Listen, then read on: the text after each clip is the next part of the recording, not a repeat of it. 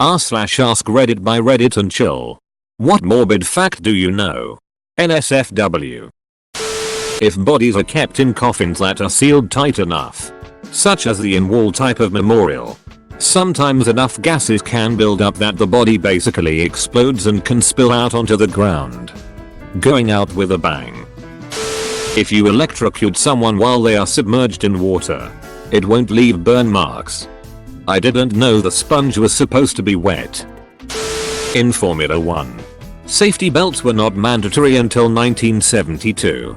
Before then, drivers believed it better to be ejected in a crash and either die instantly from a broken neck or suffer many broken bones. The alternative, they thought, was to be trapped and essentially cremated alive should the gas tanks ignite. I clicked a video of a fiery crash I saw on YouTube. From the late 80s I believe, watched the crash and car ignite. Waited for the man to emerge. Waited some more. And some more. Then an opponent ran up to the car only to be held back by the fire crew who were essentially letting the man burn. Took a while before I realized what I watched. Edit. It was the crash of Roger Williamson in 1973. A professor at my lecture today said that deer will lay on decaying corpses because they produce heat and the deer like that. Basically deer treat corpses as their personal sauna. Bambi just chillin'. A body can swell to 3 times its normal size, especially if the person passes away in a bathtub. I will never forget the time when I was a teenager, surfing rotten.com as we all did and seeing image of a man who died in a bath. He had a thing that kept the bath water warm. So by the time he was found, he had turned into a human stew. I still can't eat stew. You can tell someone is dead by trying to move their jaw. It's one of the first body parts to show signs of rigidity.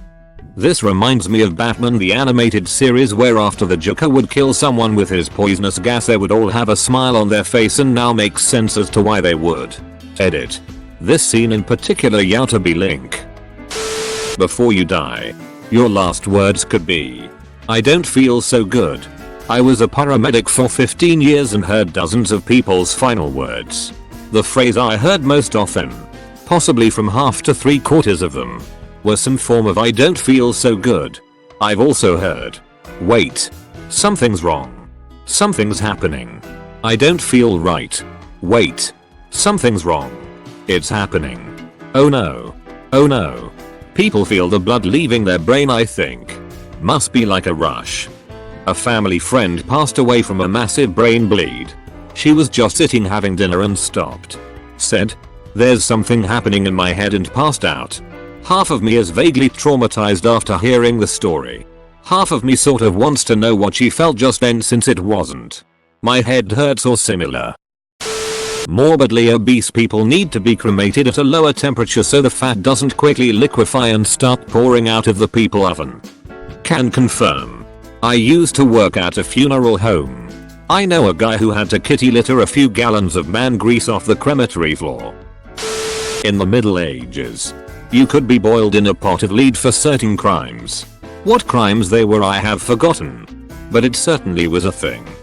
There was a law in ancient Rome, or Greece, I don't exactly remember, where if a woman killed the heir she would be forced to drink molten iron. If you want to dump a body, it can take up to 2-4 weeks to fully decompose if out in the open. But if you bury it in a casket it can take up to 44 years. Judith Barsi was the young actress who voiced Anne-Marie in All Dogs Go to Heaven and Ducky in The Land Before Time. She was murdered at the age of 10 by her abusive father, who also killed her mother at the same time. Judith's gravestone displays Ducky's catchphrase, "Yep, yep, yep." What in the actual duck? You can die from pooping too hard. Edit. So I see a lot of people mentioning Elvis. Keep in mind, yes, this was ultimately the reason why Elvis died, but it was also in large part due to his terrible eating habits. He also had an almost religious love of cheeseburgers. This contributed heavily to his death. TFW, you check after you wipe and find a lung in the bowl of the toilet. The hole if your erection lasts more than 4 hours. Receive immediate medical or whatever is the reason why the Brazilian wandering spider, located in the Amazon, is so dangerous. Its bite is supposed to make you have an erection for a long time, and it's pretty hard to find medical services when you're in the Amazon. What happens with boners is that blood fills up the penis and mostly stays there until the boner is gone. If it stays longer than 4 hours, the blood is deprived of oxygen. It can turn into a jelly-like substance with lots of clotting. So leaving it untreated could clog you up as the blood flows back. By the time you get to a doctor, they have 2 options. One is get a 60ml syringe, W a needle, and suck out the blood. That's the consistency of toothpaste, while also flushing it with salt water. Also W syringe and needle when those clots stop the needle. The second option, which is usually saved for last, is to vertically insert a small blade inside the meter slit in the head and sharply twist it by 90 degrees. Then just let it drain. Yeah, that's gonna be a big no for me, dog. Just go ahead and shoot me. There is a phenomenon in the Philippines of people being murdered after singing My Way by Frank Sinatra in karaoke bars. Really? Like people kill them for singing it, or just coincidence? There's been multiple cases of people actually ending up being eaten by an escalator. I have seen enough videos to know I will take the stairs if I ever go to China. After the Pulse nightclub shooting, when the cops were investigating, you'd think it was pretty quiet in there. It was actually a cacophony of ringing cell phones. So many friends and loved ones calling people they knew were there, hoping they'll answer the phone and say they're okay. A similar thing happened during 9/11. Firefighters have a PAS device, personal alert safety system, that is paired with their breathing apparatus, and it rings when they are incapacitated to alert for help. After the towers fell, you could hear many of these devices chirping among the debris. Youtube link. youtube.com link. It is way easier than you would expect to break someone's ribs during CPR, and it feels really weird. Pop like bubble wrap. Although you can break ribs, most of the popping is from costal cartilage. As a striker saw cut through the skull cap during an autopsy, the smell created is exactly like fritters. Do you know this personally? And why is that? An adult human body impacting on concrete does not sound organic or wet at all. It reminded me more of a car accident than anything else. Source: last week someone committed suicide by jumping off of the building I live in. I heard the impact and saw the body when I walked out onto my terrace to see what was going on. Second morbid fact. From the same source. The human brain looks far more white and pink when it gets ejected from the skull. I always thought a live brain would be red from the blood in it, but I was wrong. Edit. Words. There is a parasite called dracunculiasis, or more commonly guinea worm, that can enter your leg through drinking infected water. You won't notice anything until 1 year later, when a small portion breaks the skin to release larvae. At this point, it's a meter long. A meter long, and it has to be extracted centimeter by disgusting centimeter. NTDs are the stuff of nightmares. They've almost been eradicated in humans. It's one of Jimmy Carter's big missions. Trouble is, dogs keep getting them. I think this is pretty well known on Reddit, but it's a common misconception that your hair and fingernails continue to grow after you die.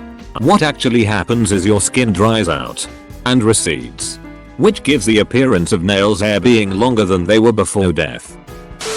There's something called anesthesia awareness, whereof certain people go into surgery and they don't give you enough anesthesia. It will look like you're asleep, eyes closed, not talking or moving, but the patient can still hear and feel everything that's happening. But here's the scary part. You're unable to move, speak, or open your eyes unless they have a monitor to show your brain activity. You're stuck with having to endure the pain. Also, fun fact, more likely to happen to redheads. People that carry the redhead gene, like me, are unusually resistant to pain medications and anesthesia. Lidocaine barely works on me. I've had an injection into my knee, a big ol' contrast needle into my hip, and a uterine scope. The last was the most horribly painful of all. Little pinch my ass. It takes 2 Vicodin for me to get pain relief. I go without because doctors are in denial that an outwardly healthy 27-year-old could be in continuous pain. Every surgery I've had, I've woken up much earlier than they expected.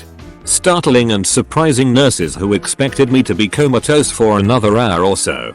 Thanks for the redhead genes, grandpa. On MT Everest, you have the Rainbow Valley, the last zone to climb to reach the peak. Which sounds cute, but it's really the colorful jackets of dead climbers who are frozen in time against the white harsh snow. Also, when close to the peak, the oxygen levels are so low that the body is starting to die. You only have a few minutes to reach the top. That selfie at the top is worth dying for, though, I assume. The youngest inmate to have died at Kingston Pen, Canada's first prison, was 9 years old. He died of tuberculosis and his crime was larceny in 1857. Edit. I'm a tour guide at this site and I've got plenty more morbid facts like that. Feel free to PM with questions. The youngest female inmate to die at KP was 14. Also of tuberculosis, and her crime was not listed. This was 1867. We had another 13-year-old boy who died of tetanus and his crime was also larceny in 1857. The astronauts of Space Shuttle Challenger didn't die until the spacecraft hit the ocean. They fell through the air for almost 3 minutes. That's terrifying.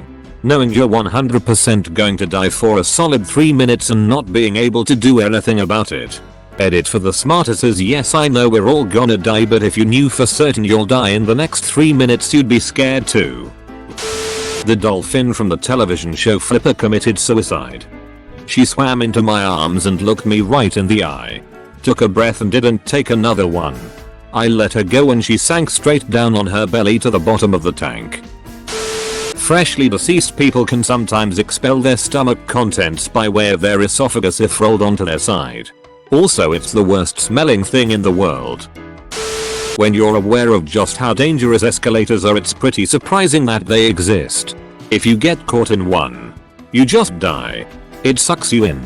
Meanwhile, elevators are the safest way of any mechanical travel. I'm almost 35 and I worry more now about being gibbed by an escalator than ever before. Like, what if it catches my shoelace? When they embalm people, they just dump all the juices in the sewer.